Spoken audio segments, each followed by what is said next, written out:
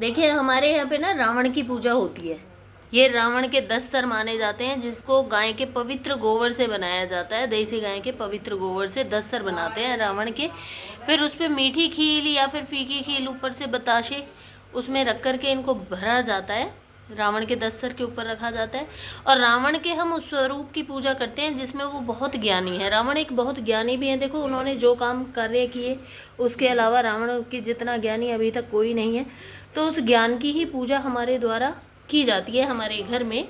और आप भी हमें बताइए किस किस के घर में रावण की पूजा होती है। कहीं कहीं पर नहीं भी होती है, सबके अपने अपने व्यूज़ हैं। लेकिन हम रावण के उस रूप की पूजा करते हैं जहाँ रावण बहुत ज्ञानी है। माता रानी के बाद, नवरात्रों के बाद, उसके बाद हम रावण की पूजा करते हैं उसके ज्ञान की। और उस ज्ञान में हम अपनी पुस्तकें, अपनी किताब, पेंसिल, क्योंकि वो एक अच्छे अध्यापक भी माने जाते हैं, तो ये स्टिक वगैरह हम यहाँ पर लगाते हैं। इनकी भी पूजा होती है। और ये पूजा जो हम करते हैं वो हल्दी के द्वारा करते हैं। घी का दिया जलाया जाता है इनके चरणों में। और फिर जो ये आप जौ देख रहे हैं ना, जो माता रानी के जौ हैं, वो हम इनके कानों पर भी रखते हैं।